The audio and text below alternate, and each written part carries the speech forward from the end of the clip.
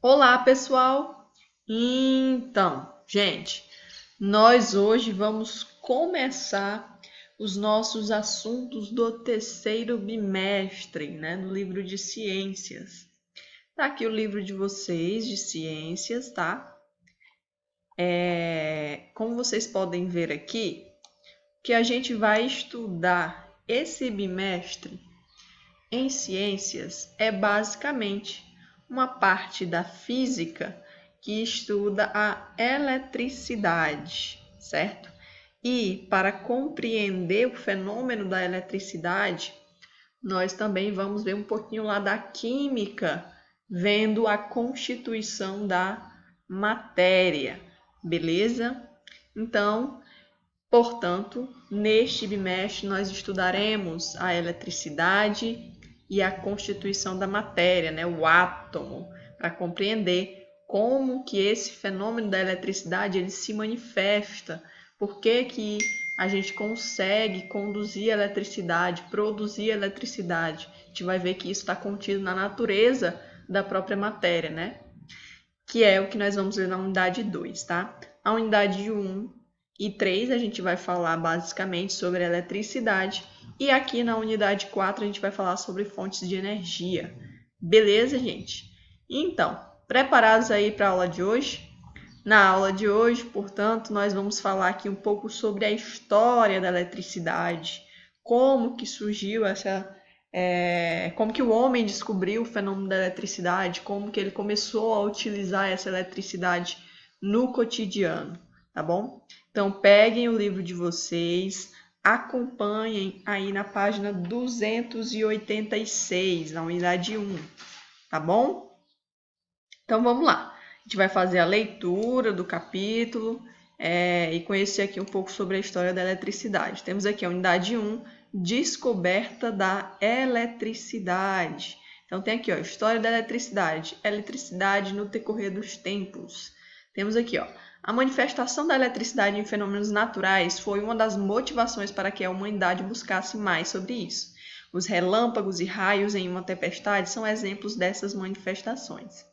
Na Grécia Antiga, o filósofo Tales de Mileto verificou a existência de fenômenos elétricos ao atritar um pedaço de resina fossilizada, chamada de âmbar, com um pedaço de lã de suas vestes. Ele observou que o atrito atribuía ao âmbar a propriedade de atrair alguns corpos leves, como folhas secas ou penas. Esse fato originou o termo eletricidade, que significa âmbar em grego. Então, gente, desde a pré-história, né? Desde lá a época do homem das cavernas, o homem observa os fenômenos elétricos acontecerem na nossa própria natureza, né? Que são, no caso, os raios, os relâmpagos que ocorrem durante as tempestades, tá? E o homem sempre buscou entender por que aqueles fenômenos aconteciam. Inicialmente, esses fenômenos, claro, eram atribuídos aos deuses, né? A criaturas superiores que supostamente, né, regeriam os fenômenos naturais, tá bom? Então ele não conseguia explicar mais cientificamente como esses fenômenos se manifestavam, por que eles ocorriam, o que é que acontecia que gerava a formação de um relâmpago, de um raio, certo? Aí, lá na Grécia, né, já na antiguidade, um filósofo, como ele falou, Tales de Mileto, ele pegou e atritou, ele esfregou, certo? Dois materiais. Era o âmbar, que é uma resina fossilizada, que é o que está mostrando aqui na imagem do livro de vocês, ó, da página 286, isso aqui é o âmbar. É como se fosse o leite da árvore, né? Vamos dizer assim, quando a gente corta uma folha ou o tronco de uma árvore, ele solta uma resina. Essa resina em algumas árvores, né, algumas espécies de árvores, dá origem ao âmbar, tá bom? Então, ele atritou, ele esfregou esse âmbar em um pedaço de lã da sua roupa, né? E aí ele observou que após ele fazer esse procedimento, né, após ele esfregar o âmbar na roupa, ele observou que esse âmbar ele conseguia atrair alguns corpos leves, como ele falou, né? Penas ou folhas secas, que são bem levinhos. Ele conseguia atrair esses materiais. E daí surgiu a palavra eletricidade, que nada mais é do que a palavra amba, né? Significa amba em grego, certo? Daí surgiu o nome eletricidade. Então tá aqui, ó. No decorrer de 2000 anos, o poder atrativo do âmbar foi considerado propriedade exclusiva daquele material, né? Quando ele era atritado lá contra a lã. A busca de uma explicação para esse fenômeno permitiu a identificação de materiais que, quando friccionados, adquiriam a propriedade de atrair ou repelir outros materiais. Então, durante muito tempo, pensou-se que apenas o âmbar, quando atritado com a lã, é que gerava essa propriedade de atração, né, de alguns materiais. Depois de muito tempo, né, 2000 anos, foi que o homem conseguiu perceber que isso também ocorria em outros materiais, tá bom? Então, vamos continuar aqui, ó. Na primeira metade do século XVIII, várias perguntas sobre os mecanismos de atração, contato e repulsão que ocorriam entre corpos eletrizados e neutros ainda estavam sem resposta. Então veja quanto tempo o homem demorou para compreender esses fenômenos de atração e repulsão, né? Como é que um corpo se tornava eletrizado, por que outros permaneciam neutros e tudo mais. Então, lá da antiguidade, de onde foi descoberto o fenômeno de eletrização, né? De onde foi criada a palavra eletricidade, quando Tales de Mileto lá observou o fenômeno do âmbar, quando atritado com a lã, até o século, metade do século XVIII, já na Idade Média, não se sabia ainda, né, que mecanismos que davam origem a estes fenômenos. Naquela época, fenômenos naturais como a eletricidade eram atribuídos ao extraordinário, sendo fontes de curiosidade e muitas especulações. Como eu disse para vocês, né, no início da humanidade, né, até aí a Idade Média, muitos dos fenômenos naturais eram atribuídos a os deuses ou a fenômenos sobrenaturais, né? Então não se sabia, não se tinha uma base científica para explicar estes fenômenos. Um dos cientistas que se dedicou a estudar essas propriedades foi o físico e filósofo natural William Gilbert. Por volta do ano de 1600, ele descobriu que outros tipos de materiais, como o vidro, apresentavam propriedades similares ao âmbar quando atritados com seda, por exemplo. Então, só aí na Idade Média, já no século XVII, né?